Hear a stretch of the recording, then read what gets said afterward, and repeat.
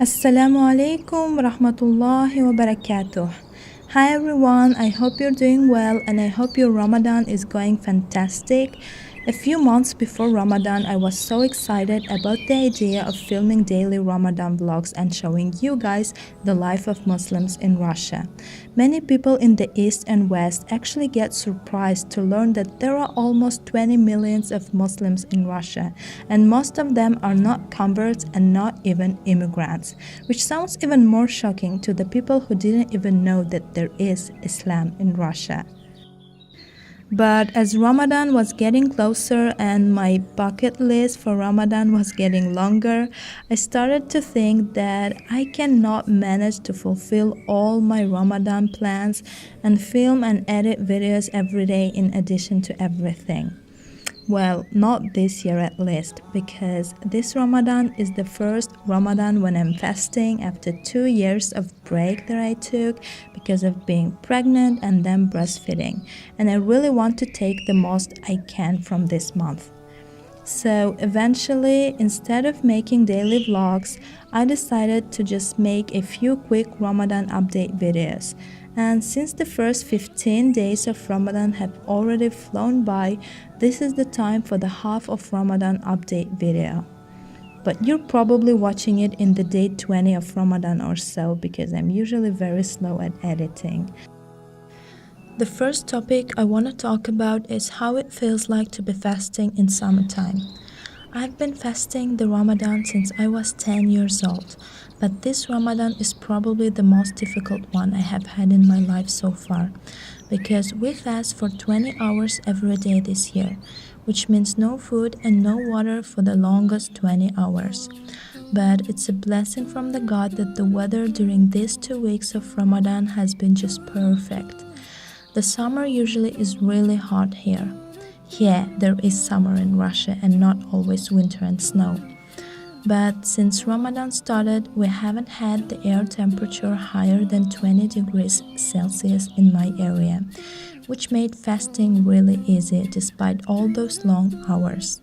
I really hope that the rest days of Ramadan will not be hot as well, inshallah.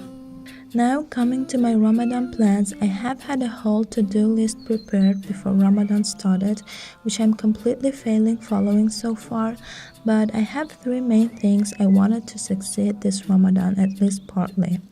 These 3 things are completing the Qur'an, memorizing, or I think it's more correct to say remembering the juz 30 of the Qur'an, and finally to start to work with my forgotten Arabic and start to bring it back. So, coming to the goal number 1, which is completing the Quran, I'm totally failing it for now because I should have completed reading the Juz 15 by now, but I'm not even close to that. I hope I will complete at least half of the Quran until the end of the month, inshallah. But you know what? I'm not upset about it because as it was quoted in one of the episodes of TV program called Khawatir, which I'm rewatching from the season 1 this month, it's better to read one ayah of the Quran reflecting on it than to complete the entire Quran but without any reflection. And that's the point. We should focus on the quality of our worship rather than focusing on its quantity.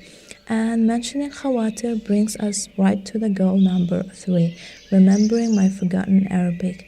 I didn't forget about the goal number 2 and we'll get back to it later.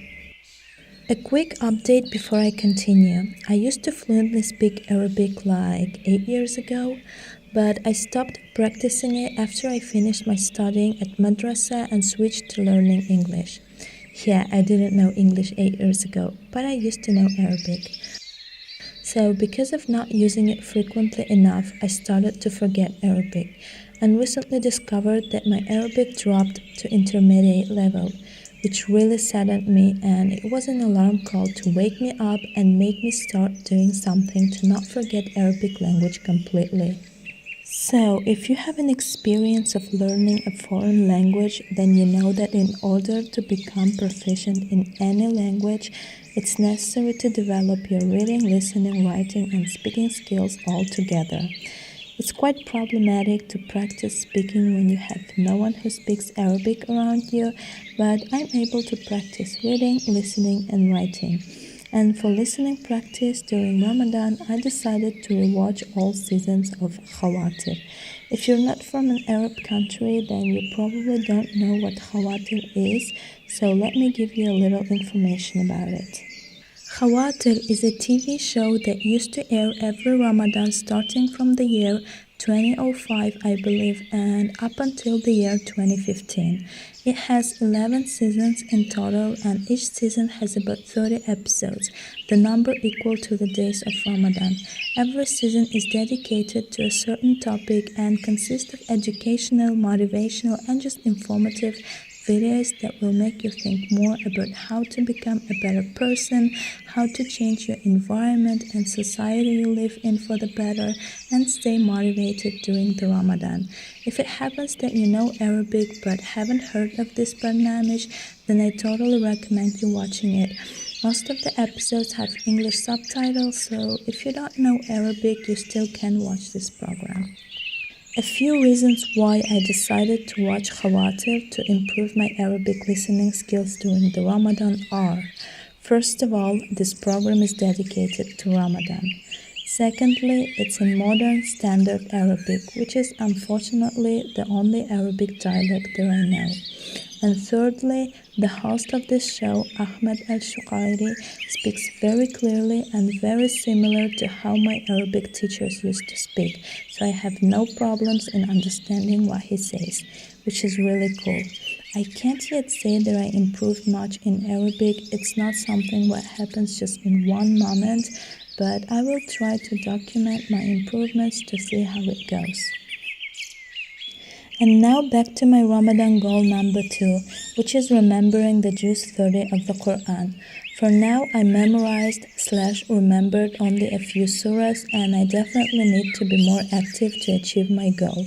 But memorizing isn't everything here, because once you've put an effort and memorized a surah from the Qur'an, you have to put maybe even more efforts to not forget what you memorized. And I want to share a little tip on how to not forget what you memorized from the Qur'an. Maybe it will help someone. So once you memorized a new surah or an ayah, start to include it to your daily prayers regularly.